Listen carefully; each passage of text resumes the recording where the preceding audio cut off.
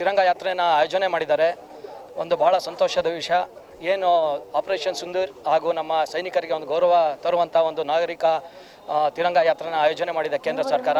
ಭಾಳ ಸಂತೋಷದ ವಿಷಯ ಸರ್. ಈ ಒಂದು ಸಂದರ್ಭದಲ್ಲಿ ಒಂದು ಮಾತನ್ನ ಹೇಳೋಕ್ಕೆ ಇಷ್ಟಪಡ್ತೀನಿ. ಏನು ನಮ್ಮ ನರೇಂದ್ರ ಮೋದಿ ಅವರು ಮೇಡ್ ಇನ್ ಇಂಡಿಯಾ ಅಂತ ಒಂದು ಸ್ಲೋಗನನ್ನು ಹೇಳಿದ್ದಾರೆ. ಅದನ್ನು ನಾವು ಪ್ರತಿಯೊಬ್ಬ ನಾಗರಿಕರು ಅದನ್ನು ಅಳವಡಿಸ್ಕೋಬೇಕು. ಇವತ್ತು ನಾವು ಚೈನಾ ಪ್ರಾಡಕ್ಟ್ಸ್ಗಳನ್ನೆಲ್ಲ ಪರ್ಚೇಸ್ ಮಾಡ್ತಾ ಇದ್ದೀವಿ. ಎಕನಾಮಿಕಲಿ ಚೈನಾ ದೇಶದವರು ಸ್ಟ್ರಾಂಗ್ ಆಗ್ತಾ ಇದ್ದಾರೆ. ಆ ಒಂದು ಇದನ್ನು ನಿಲ್ಲಿಸಿ ಪ್ರತಿಯೊಂದು ಏನು ಮೇಡ್ ಇನ್ ಇಂಡಿಯಾ ಅನ್ನೋದಿದೆ, ನಮ್ಮ ಭಾರತ ದೇಶದ ಏನು ಪ್ರಾಡಕ್ಟ್ಸ್ ಇದೆ ಅದನ್ನು ಪರ್ಚೇಸ್ ಮಾಡಬೇಕು. ನಮ್ಮ ದೇಶನ ಆರ್ಥಿಕವಾಗಿ ನಾವು ತುಂಬ ಬಲಪಡಿಸಬೇಕು ಅಂತ ನಾನು ಈ ಒಂದು ಸಂದರ್ಭದಲ್ಲಿ ಹೇಳೋಕ್ಕೆ ಇಷ್ಟಪಡ್ತೀನಿ.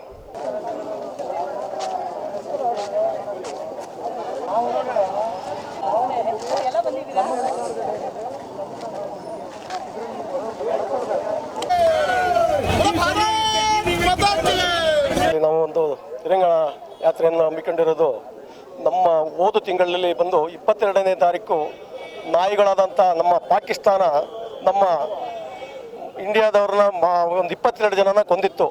ಅದೇ ಉದ್ದೇಶಕ್ಕೋಸ್ಕರ ನಮ್ಮ ಮೋದಿಯವರು ಆಪರೇಷನ್ ಸಿಂಧೂರ್ ಅಂತ ಎಂದು ಒಂದು ಹೆಸರಿಟ್ಬಿಟ್ಟು ಆ ಪಾಕಿಸ್ತಾನನ ನಮ್ಮ ಮಹಿಳೆಯರಿಂದ ಹೊಡೆಸಿದ್ರು. ಇನ್ನೂ 22 ಜನಕ್ಕೆ 220 ಜನ ಹೊಡೆದು ಬಂದಿದ್ದೀವಿ. ನಮ್ಮಲ್ಲಿ 222 ಜನನ ಹೊಡೆದ್ಬಿಟ್ಟು ಬಂದಿದ್ದೀವಿ. ಅದಕ್ಕೋಸ್ಕರ ನಮ್ಮ ಮೋದಿಯವರಿಗೆ ಇವತ್ತಲ್ಲ ನಾಳೆನೂ ಕೂಡ ಈ ಪಾಕಿಸ್ತಾನದ ಬಗ್ಗೆ ಯಾವತ್ತೂ ಕೂಡ ಅವ್ರನ್ನ ನಾವು ನಂಬಕ್ಕೆ ಹೋಗಲ್ಲ, ನಂಬಲೂಬಾರ್ದು. ಮೋದಿಯವರು ದಯವಿಟ್ಟು ಯಾವತ್ತೂ ಅವರು ನಮಗೆ ನಾಯಿಗಳೇ ಪಾಕಿಸ್ತಾನ.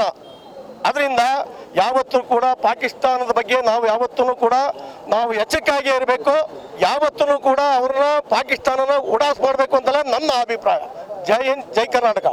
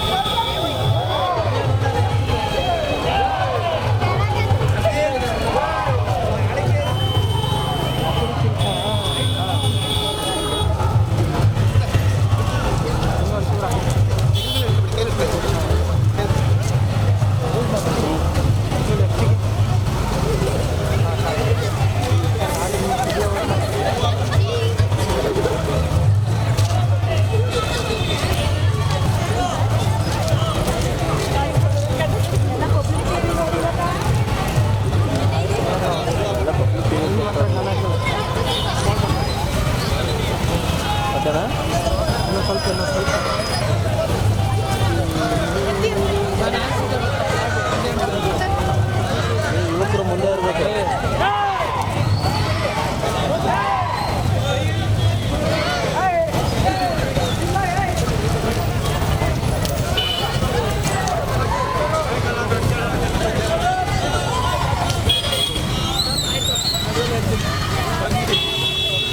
ಕಟ್ ಮಾಡಿ.